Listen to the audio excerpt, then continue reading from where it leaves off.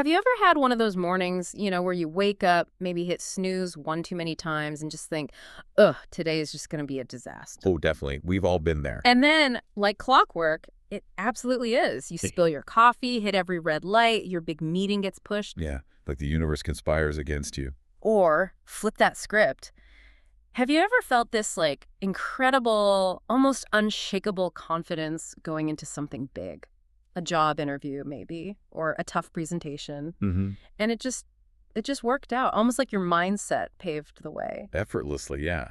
It feels like things just fall into place. Well, those moments, they probably aren't just coincidence. They're often subtle examples of a really powerful psychological and actually sociological thing that might be shaping your reality more than you know. It's operating behind the scenes. Exactly. So today we're taking a real deep dive into this fascinating concept, the self-fulfilling prophecy. He is a big one. And this isn't just about, positive thinking in that kind of fluffy way, though that can play a part for sure. Right, it's more structured than that. It's about understanding a real verifiable mechanism that actively influences your success, your relationships, even how society kind of works. Absolutely. So for this journey, we're pulling insights from some really brilliant minds. We've got foundational work from the sociologist Robert K. Merton, who really defined this. Can't talk about this without Merton. Right. And then psychological expertise from researchers like Derek Shadig and Saul McLeod, plus practical applications from folks like Courtney Ackerman and FAU Thrive. A good mix of theory and practice. Our mission here is clear, and it's really powerful for you listening right now.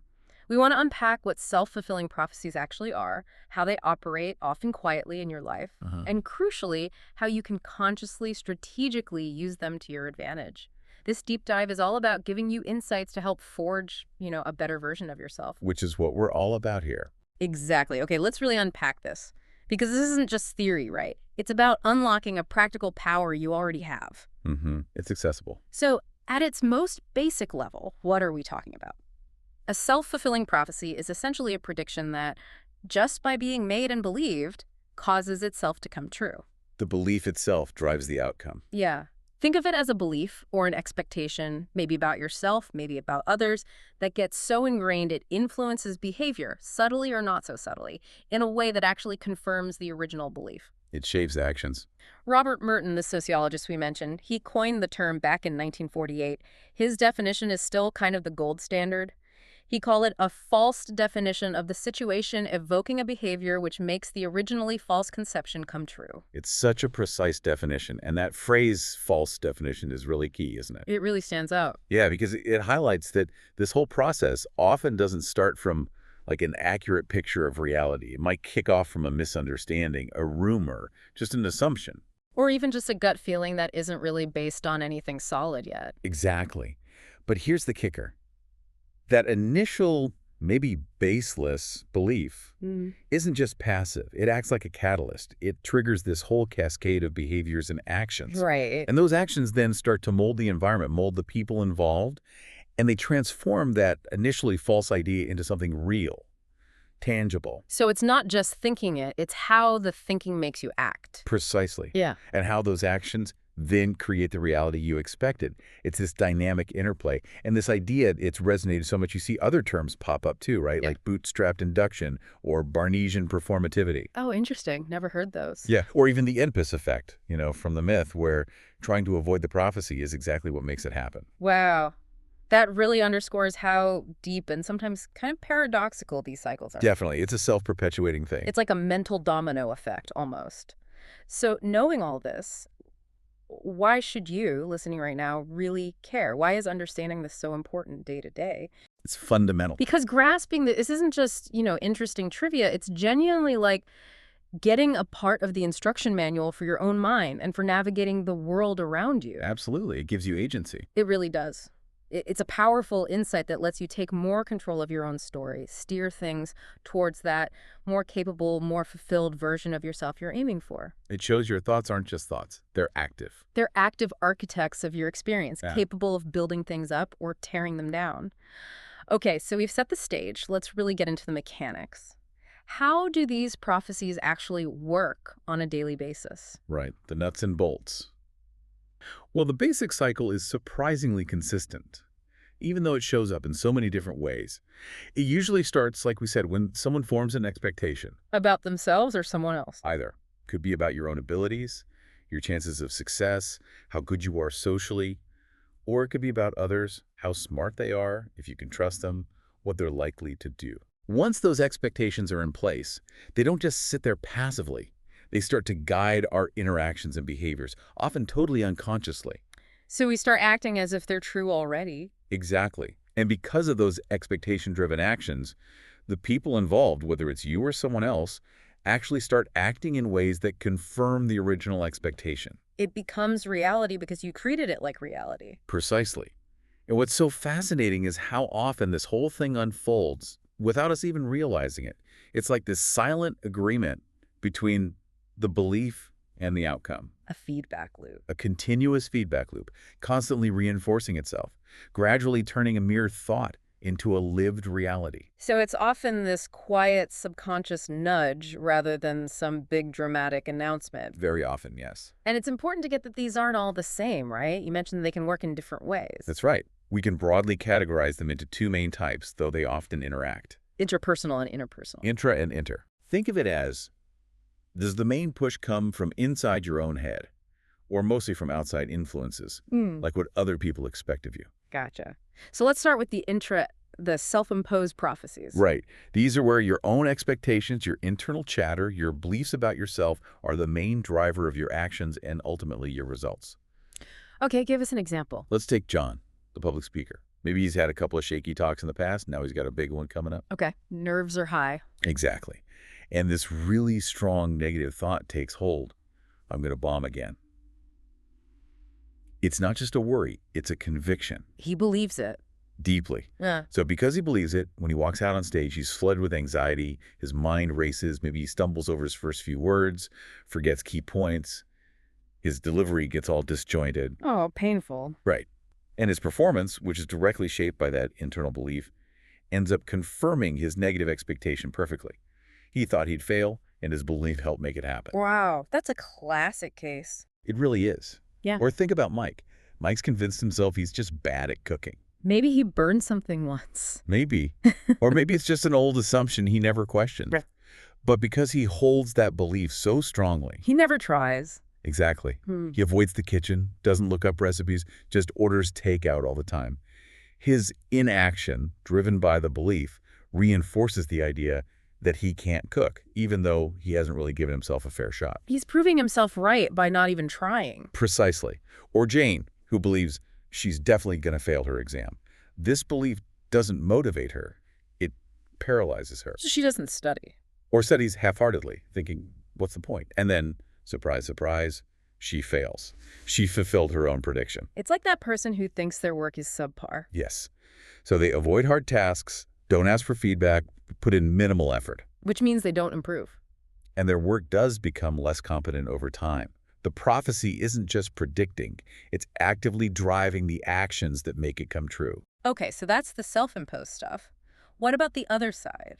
The other imposed prophecies. Right. This is where the expectations that others hold about you or about a group you belong to become the major influence on your behavior and your reality. So outside forces shaping us. Exactly. This is where things like external perceptions, biases, societal narratives really come into play, and powerfully so. Got an example for this one? Well, a sort of classic, almost mythic one. Yeah. Imagine Cindy, the town fortune teller everyone respects, tells young Peter he's destined to be a great therapist. Okay, a prediction from an authority. Right. Because Peter respects Cindy, he internalizes this expectation, he starts seeing himself that way.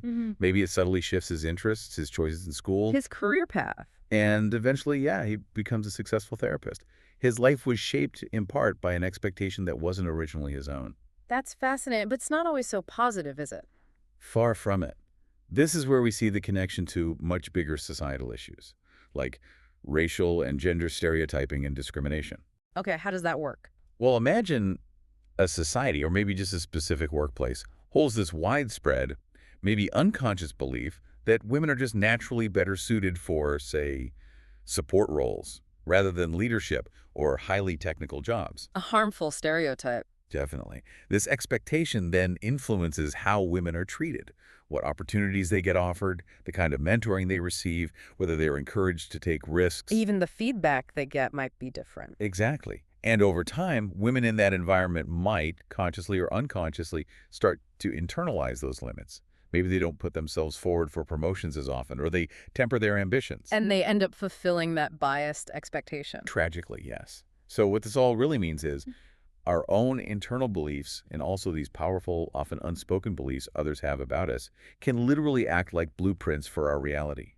They drive actions and outcomes that make those initial false definitions become undeniably real. It's quite sobering realizing how much these unseen forces can shape things. It is.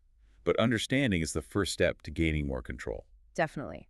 So now that we've got the basic mechanism down, let's look at some iconic examples in research that really show how powerful these prophecies can be. Good idea.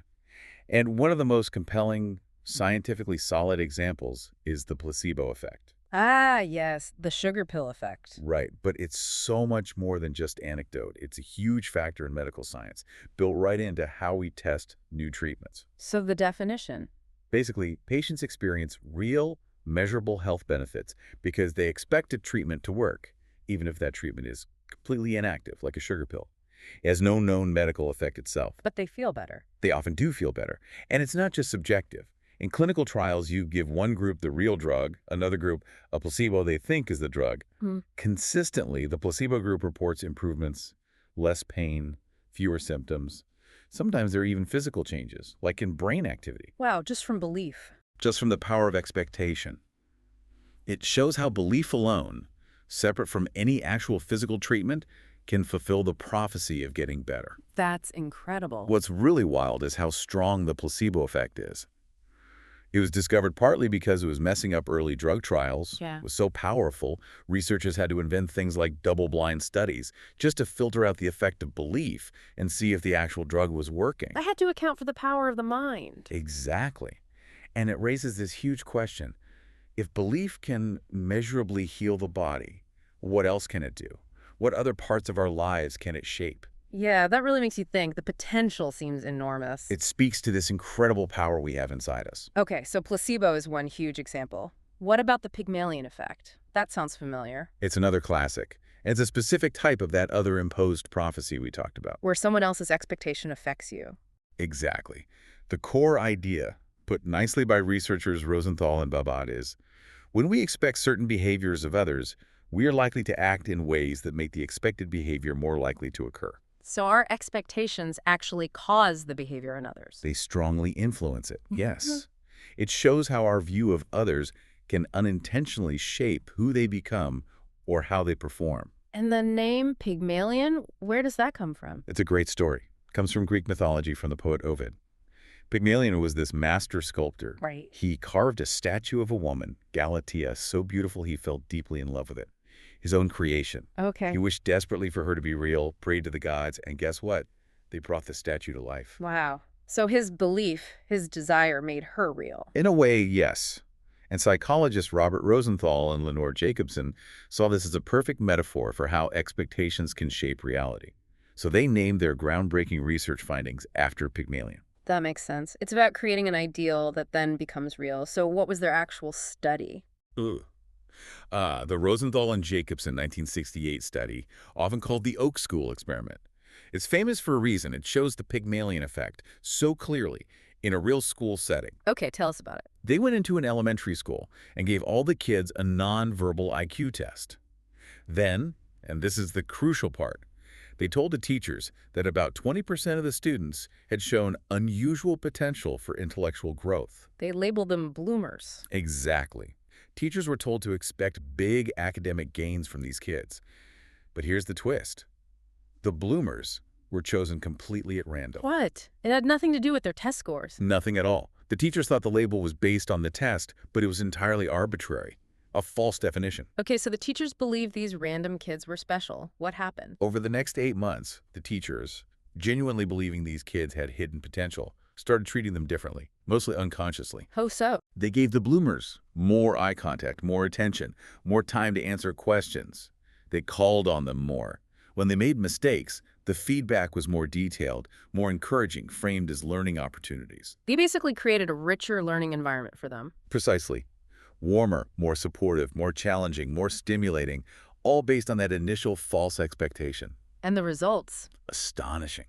When they retested the kids after 8 months, the randomly chosen bloomers showed significantly higher IQ scores than the other students. You're kidding. Real IQ gains. Real, statistically significant gains.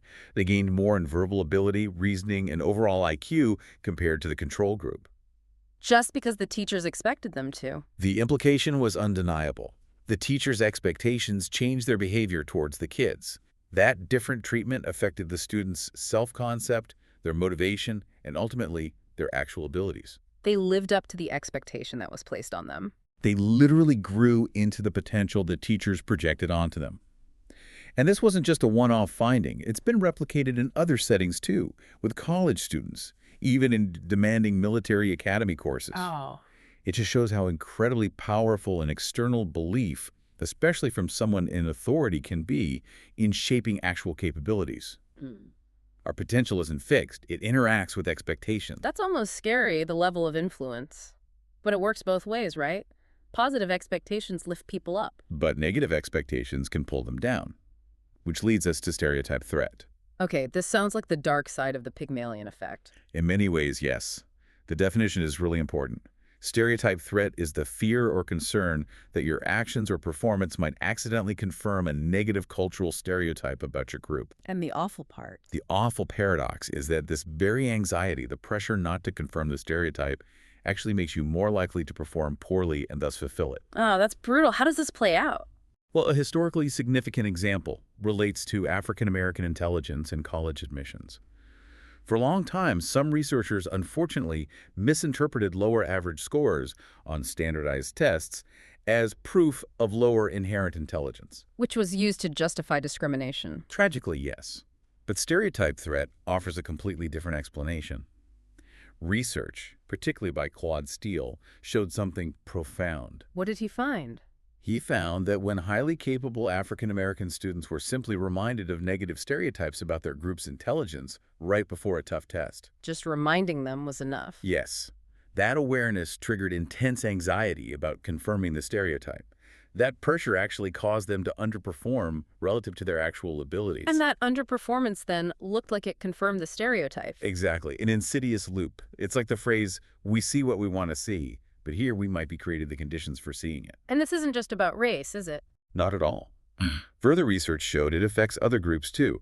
For example, high-achieving female math students performed worse on difficult math tests when they were subtly reminded of the stereotype about women and math ability.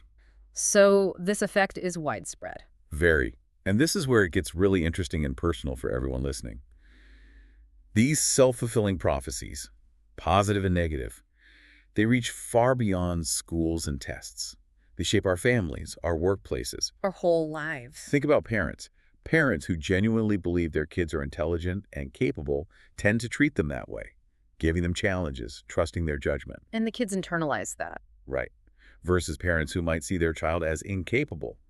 That child might unfortunately lower their own sights and live down to that belief. And in the workplace, it's the Pygmalion effect again. Definitely. Managers who expect a lot from their team, who believe in their potential, often see performance rise.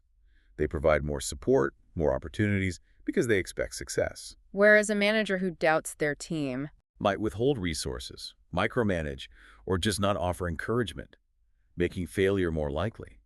It's a powerful cycle driven by belief. It really highlights the responsibility we have in how we view others. And this leads to the idea of these things becoming loops, right? Hard to break cycles. Precisely. That's the concept of the causal loop or feedback loop. It's a system where different parts influence each other continuously. Like A leads to B, leads to C, which loops back to A. Exactly. A chain reaction that feeds itself. And once these loops get going, especially negative ones, they can be incredibly hard to step out of. The prophecy itself becomes the engine driving the actions that keep it going. Merton, the guy who defined self-fulfilling prophecy, he had an example for this too, didn't he? He did, a really famous one from his work, The Bank Run. Okay. How does that illustrate the loop? Imagine a rumor starts, maybe totally baseless, that a particular bank is in trouble, about to collapse. The false definition. Perfect. There's no real evidence, but the rumor spreads. What happens next? People panic and rush to withdraw their money. Right. This collective behavior, driven purely by belief in a rumor, has a very real consequence.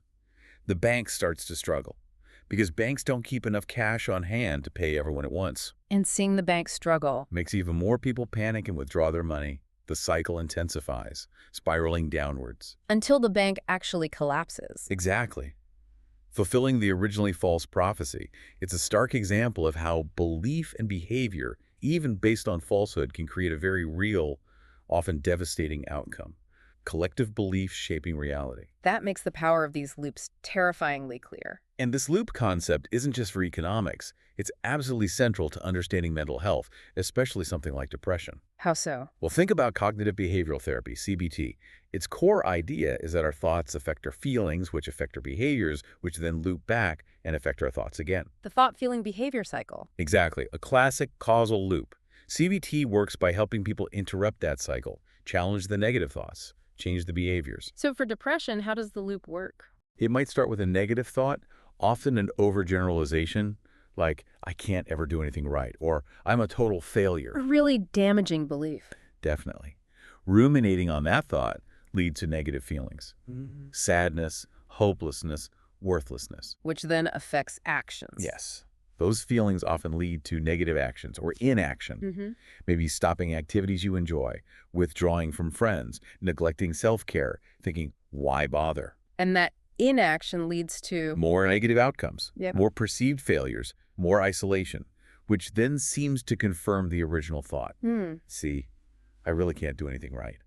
The loop tightens, the depression deepens. It feeds itself. Viciously. And it impacts social life too. If you believe I'm unlovable or nobody likes me, you might act defensively, push people away, or avoid contact, Which makes people react negatively or distantly. which then reinforces your belief that you're unlovable. Dr. Alan Schwartz put it bluntly. If you convince yourself that your life is awful, then you go about making your life awful. Wow. It really shows the insidious nature of these negative cycles, especially those fueled by unchecked negative self-talk.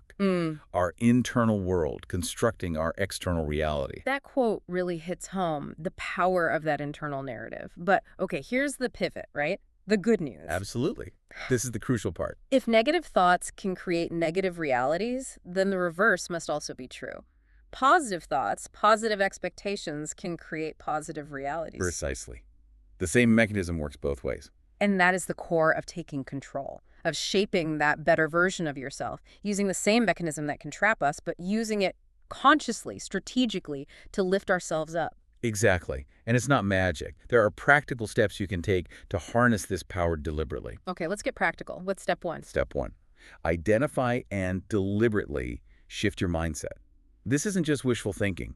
It's strategic self-belief. Okay, what does that look like? The goal is to consciously cultivate the mindset you need for a given situation. So instead of maybe an overly rigid goal like, I will get 100% on this test, which sets you up for potential failure, Right, too much pressure maybe. try shifting to a more empowering, adaptable belief. Something like, I am an intelligent, hardworking student who learns from challenges and uses every opportunity to grow. See the difference? Yeah, it's about the process and identity, not just the outcome. Exactly. And the action part. You kind of have to fake it till you make it. Repeat those affirmations. Act as if you embody that mindset, even if it feels a bit weird or like imposter syndrome at first. Keep practicing the belief and the behaviors. Consistency is key. Right. So let's say you don't get the grade you wanted initially. What would that ideal student self do? They wouldn't give up. They'd review mistakes, figure out what went wrong, learn from it. Exactly. They see it as feedback, not failure. So the big question this raises for everyone is, are you actively choosing and cultivating beliefs that serve your goals? Or are you letting old negative tapes play on repeat? That's a powerful question. That idea of faking it, or maybe acting as if, it really connects to the next step, doesn't it? It does. Step 2, surround yourself with people who mirror your desired self. The environment matters. Hugely. There's that analogy. The mind is like a magical farm. Whatever seeds you plant will grow. But the catch is, there's no automatic weed control for negative thoughts or limiting influences. Right. I remember I used to be incredibly shy. like painfully shy. And I'd look at really outgoing, friendly people and just think, oh, wow, they're just born that way. I could never be like that. You thought it was fixed. Totally. And I even hung out with other shy people, which just reinforced the idea that this was just who we were. But then learning about this stuff, I decided to just try. What did you do? I noticed friendly people give compliments, so I made myself give one genuine compliment a day. It was terrifying. My heart pounded. I bet. But people smiled, they responded positively. It gave me this tiny spark. Slowly, I started feeling a bit more outgoing, but the real game changer, What was it? actively trying to befriend those really positive, outgoing girls in my class, being around them made it easier to be that person I wanted to be. They encouraged it, expected it even. Their expectations created a positive prophecy for you. Exactly. It became easier to slip into that role because the environment supported it. And that personal story perfectly illustrates the bigger point. Yeah. Our social environment is a massive feedback loop for who we are. Yeah. The people we hang out with can either keep us stuck in old patterns or actively help us grow into who we want to become.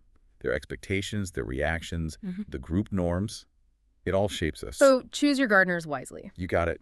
Consciously curate your influences. Okay, mindset shift, supportive environment. What's the third step? Step 3. Continuously revise and modify your goals. This is about grounding the power of belief in realism and adaptability. Meaning, belief alone isn't always enough. Right. Not every prophecy will magically come true just because you believe it. There are external factors, realities you can't change. Like, I could believe with all my heart I'm going to get a natural tan. But if your skin just burns. Exactly. That prophecy probably isn't happening, so you need to be realistic. Look at your goals, anticipate real obstacles, and plan how you'll navigate them. Makes sense. What if a goal feels too big? That's okay. If it feels too far out of reach right now, break it down. Start smaller, build momentum, build confidence, then work your way up. Focus on what you can change. Precisely. Focus on the attributes, the behaviors, the skills you can actively develop, rather than just fixating on a huge outcome that might derail you if it doesn't happen immediately. So the takeaway is, When you're tackling a goal, ask yourself, how would the ideal version of me approach this? The resilient, capable version. And then truly convince yourself you embody those qualities now. Your actions will start to align. it's not blind optimism. Not at all. It's strategic self-belief plus deliberate, informed action, aligning the inner narrative with the desired outer reality. That's a really practical, empowering framework. And we see these positive prophecies working all the time, right? Like in the workplace. Absolutely. Think about that job interview scenario again. 2 equal candidates. Right. One is super confident, believes they'll nail it, smiles, great answers, positive energy. The other, equally skilled, is insecure, stumbles, doubts themselves. The confident one usually gets the offer. Usually. Because their belief led to behaviors that created a winning impression, they manifested their own success. And it's not just interviews. What about on the job? Think about a manager assigning a tough project. The employee might be nervous but capable. If the manager believes in her, provides resources, encouragement, support, The project is more likely to succeed. much more likely. Because the manager's positive expectation led to supportive actions. But if that same manager doubts her, maybe holds back resources, doesn't mentor her. The project might fail, but it wasn't necessarily the employee's fault. Exactly. It could be the manager's negative prophecy, their lack of belief leading to inaction. That doomed it. It's huge in shaping careers and team success. Wow. And what about in our personal lives? Relationships? Oh, absolutely critical there too. Let's start with a negative example because it happens a lot. Okay. A woman starts dating someone, but she has this underlying belief, maybe unconscious, that they're not really relationship material. Based on past hurts, maybe. Could be. So because of that belief, she doesn't fully invest, keeps an emotional distance, avoids deep sharing, doesn't make future plans. And the partner feels that distance. Right. They feel disconnected, unvalued, and eventually they leave. And she thinks, see, I knew it. They weren't serious. But her own behavior, driven by her belief, contributed massively. Exactly. She fulfilled her own prophecy without realizing her role in creating it. Okay, flip that. The positive version. A man starts dating someone he feels a really strong connection with. He truly believes this could be the one. He has a positive expectation. A very positive one. Yeah. So because he expects it to work out and be fulfilling, how does he act? He treats her with love, respect, invests time and energy, communicates openly. Exactly. He nurtures the connection because he believes in its potential. His partner feels cherished, secure, satisfied, and reciprocates that investment. And the relationship thrives. Fulfilling his positive prediction, it really forces us to ask, how are my expectations shaping my most important relationships? Are they helping or hindering? That is such a crucial question, and it ties right into how this plays out in just everyday communication, doesn't it? Absolutely. Our internal beliefs just leak out. They affect our words, our tone, our body language, everything. Give us an example. Okay, imagine someone tells you right before you meet a new person, oh, they're wonderful, so interesting, great personality. You go in expecting good things. Right. So you approach them differently. You're probably smiling, more open, more eager to talk. You ask more questions, listen more intently. You're friendlier. Exactly. And when they sense that genuine interest and positive energy from you, how are they likely to respond? They'll probably open up more, be friendlier back, engage more fully. Precisely. Their behavior follows your lead, confirming your positive expectation. You basically primed the interaction for success. But the reverse is also true. Sadly, yes. If you approach someone with a negative preconception, maybe you think they're unfriendly or not very bright, perhaps based on a stereotype. Your communication might be colder, Yeah. more dismissive. Yeah, maybe you avoid eye contact, don't ask deep questions, seem disinterested, and that person, sensing your judgment or lack of interest, Might clam up, act reserved, or even defensively. thus confirming your initial negative belief. It's a powerful feedback loop in communication, and it shows how stereotypes get reinforced. But the flip side is, it shows how much power we have to shape interactions positively. By consciously choosing the expectations we bring. Exactly. Sowing positive seeds to get better outcomes, building that better version of yourself and how you connect with others. Okay, wow, we've covered so much ground. As we start to wrap up this deep dive, let's hit the key takeaways again. Good idea. So, the self-fulfilling prophecy. A potent force. Merton's definition nails it. A false belief evokes behavior that makes the belief come true. And it works both inside us, intrapersonal, and Mhm. between us, interpersonal, like with the Pygmalion effect, where others' expectations shape us. Right. And these things create powerful causal loops, vicious cycles like in depression or bank runs, but also virtuous cycles driving growth. And the most important part, you can consciously shift this How? by identifying and shifting your mindset towards growth, by strategically choosing your environment and the people in it, and by realistically revising and adapting your goals along the way. So, bottom line for everyone listening, what does this really mean for you? It means you're not just watching your life happen. You're a co-creator, often unconsciously, through your expectations and beliefs. The power to shape your future, to build that better version, really starts with the beliefs you choose to nurture and act on. So here's a final thought to take with you.